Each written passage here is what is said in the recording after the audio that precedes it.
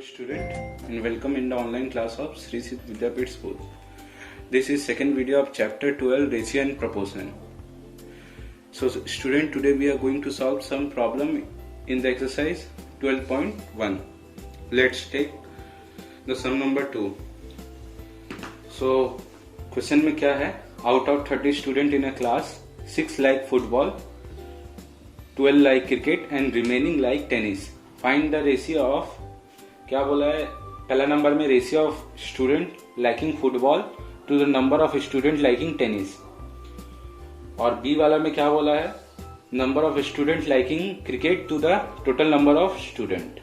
ठीक है, तो हम लोग पहले क्वेश्चन में जो इंफॉर्मेशन दिया है पहले वो हम लोग लिख लेते हैं. पहले हम लोग क्या लिखते हैं? Number of student who like football कितना है? Number of student who like football कितना है? 6 है. Number of student who like football 6 हम लोग लिख लिए.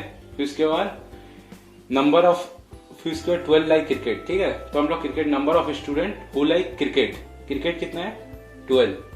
क्वेश्चन में जो दिया हुआ है 12, तो हम लोग 12 लिख लेते हैं.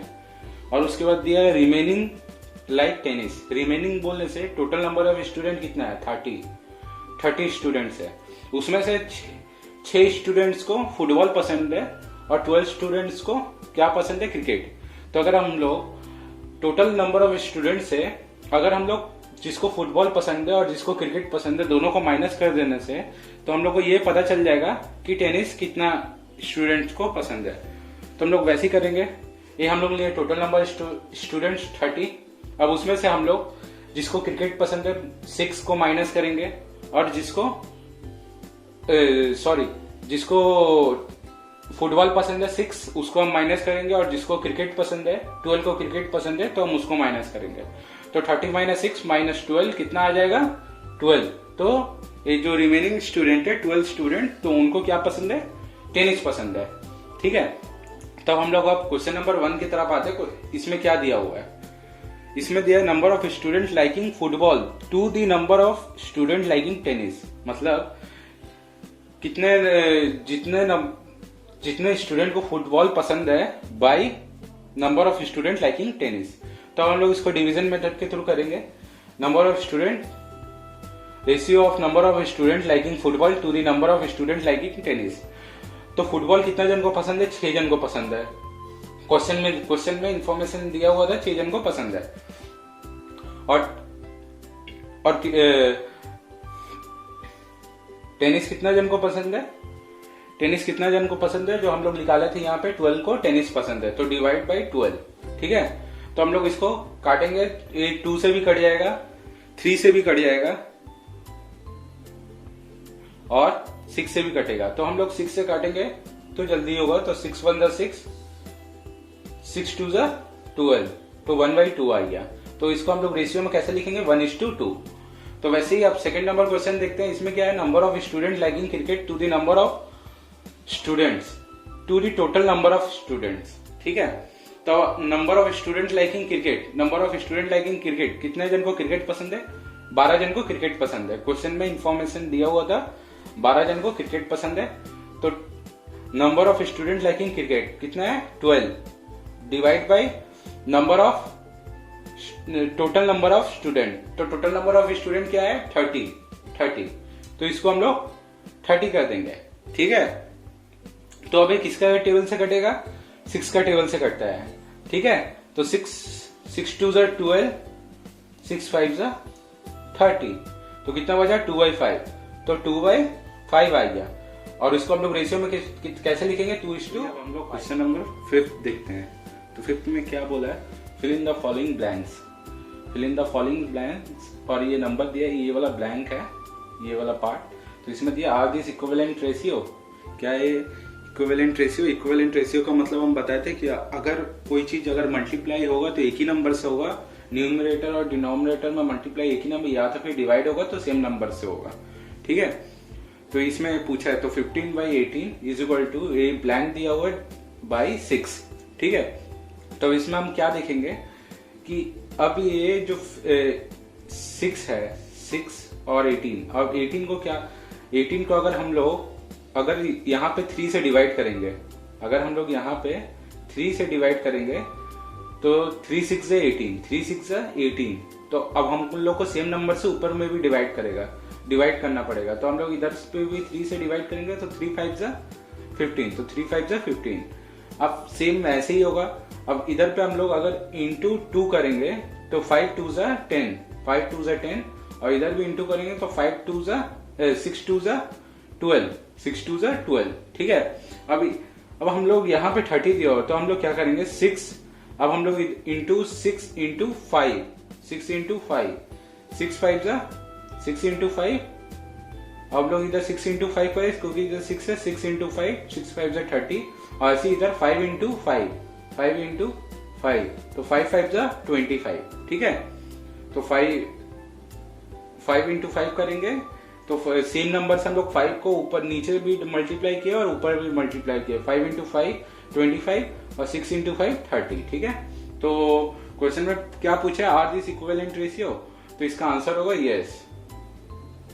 Yes these are equivalent ratio.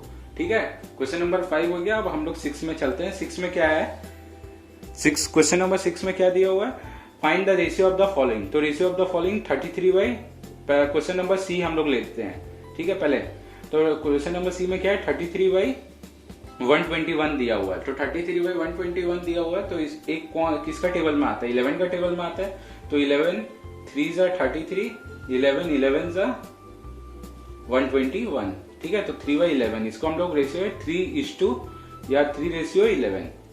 तो वैसे ही हम लोग अब क्वेश्चन नंबर ए भी सॉल्व कर लेते हैं। क्वेश्चन नंबर ए में क्या दिया हुआ है 81/108, 81/108।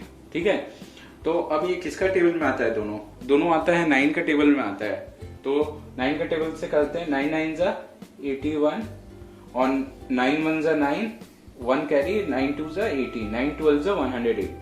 ठीक है, तो अब ये दोनों फिर से कटेगा, किसका टेबल में आता है 3 का टेबल में आता है। तो 3 3 जा 9, 3 4 जा 12, तो 3:3 इसको हम लोग रेशियो में कहते हैं 3:4। ठीक है, अब हम लोग वैसे ही 7 नंबर क्वेश्चन करते हैं।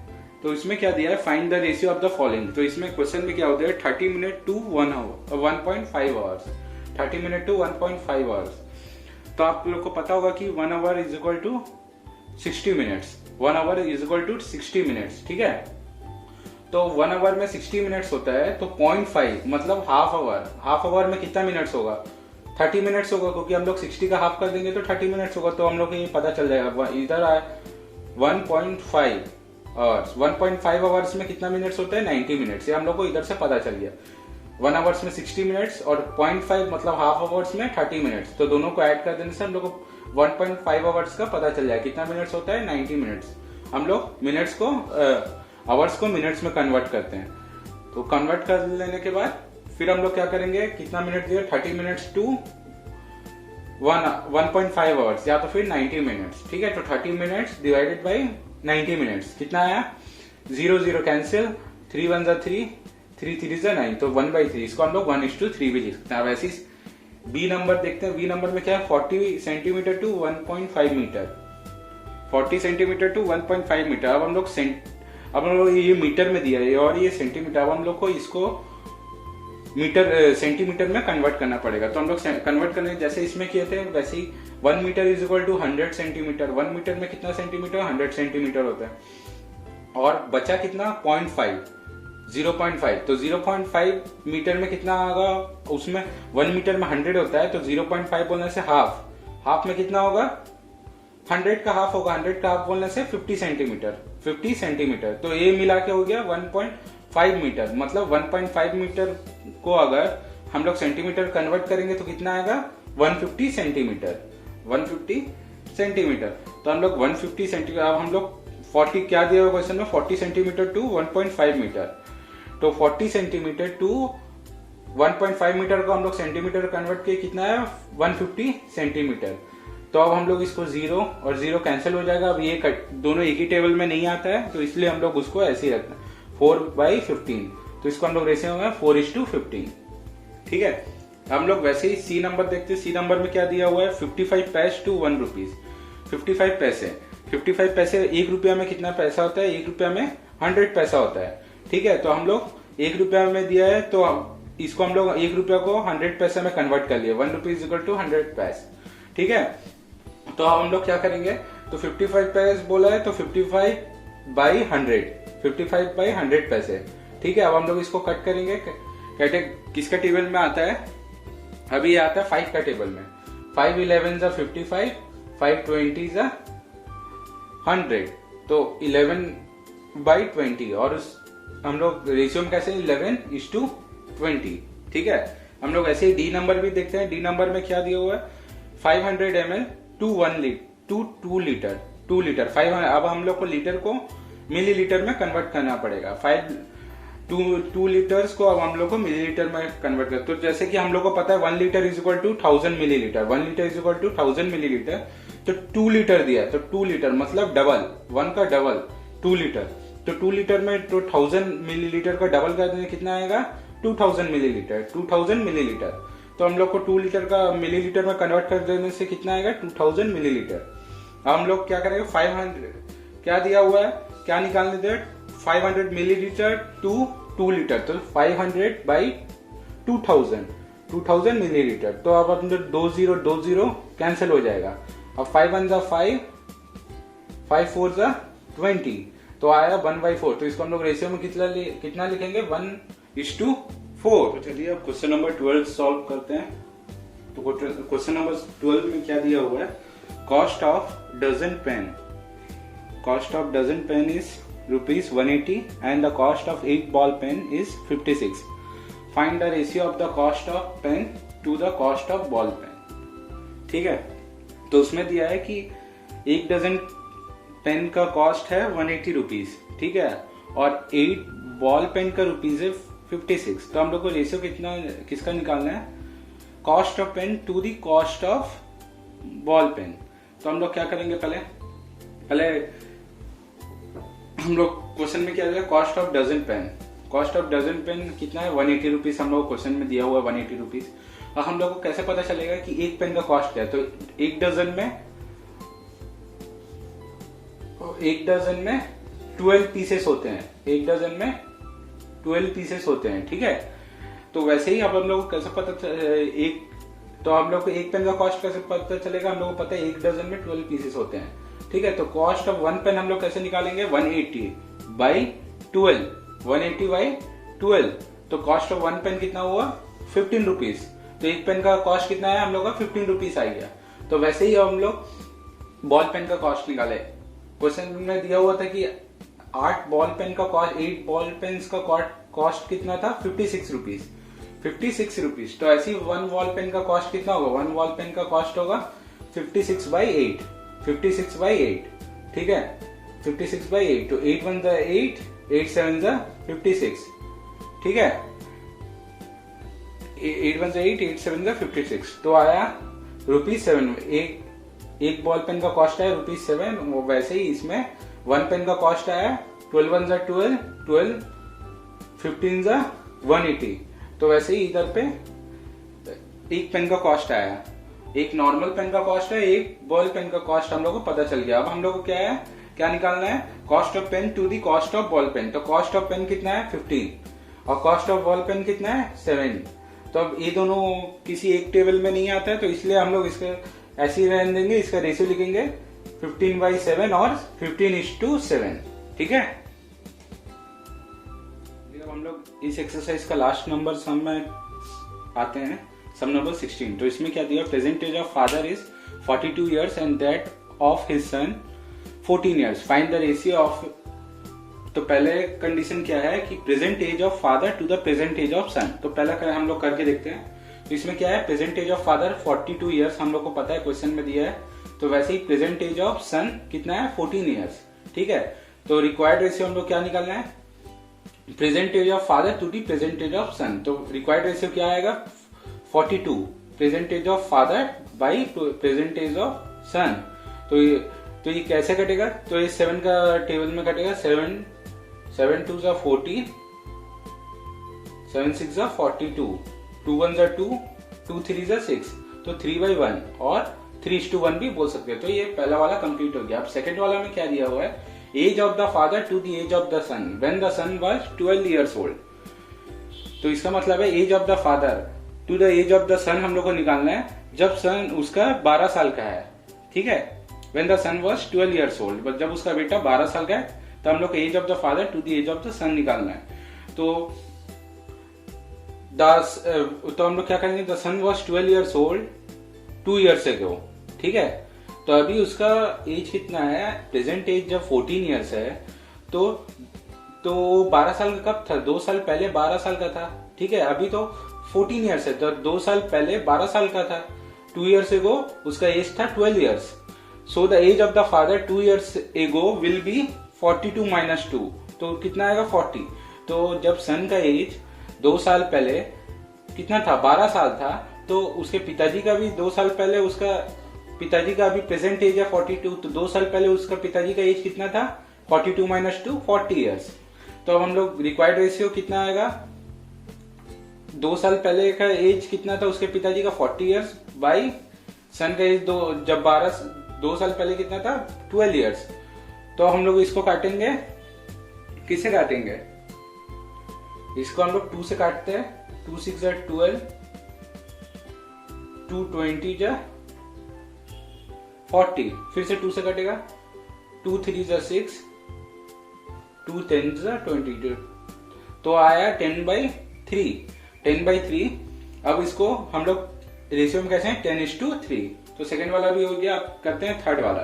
थर्ड वाला हम क्या दिया हुआ, age of the father after 10 years to the age of the son after 10 years, मतलब 10 साल के बाद उसके पिताजी का जो एज होगा बाई 10 साल के बाद उसका बेटा का जो एज होगा। तो मतलब हम लोग after 10 years age of the father कितना होगा 42 प्रेजेंट एज प्लस 10 years और जोड़ देने से 10 साल के बाद का एज पता चलेगा 52 years। वैसे ही उसके सन का अभी प्रेजेंट एज कितना है 14 years, उसमें 10 और ऐड कर देने से हम लोग को 10 साल के बाद का एज पता चल जाएगा। तो ये है 10 years, ये है आफ्टर 10 years, ये है एज आफ्टर 10 years, ये है एज आफ्टर 10 years। तो अब हम लोग इसका रिक्वायर्ड रेशियो कितना आएगा, 10 years बाद का एज 52 उसके फादर का एज बाई 24 उसके बेटे का एज इज इक्वल टू कितना कटेगा, पहले 2 से काटते हैं, 2 1 2, 2 2 4, ऐसी 2 2 4 एक कैरी, 2 6 12, तो फिर से 2 से कटेगा, 2 6 12, 2 13 26, ठीक है। तो आया कितना आया 13/6, तो 13/6। तो इसको हम लोग रेशियो में कैसे लिख सकते हैं 13:6, 13:6।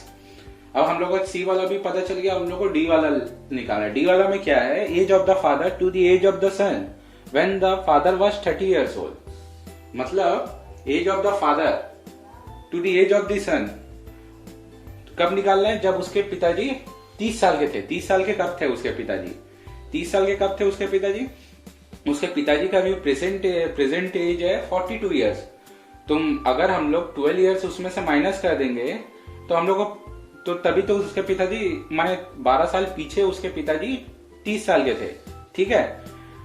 तो 12 years ago of father was 30, 12 years ago माने 12 साल पहले उसके पिताजी 30 साल के थे।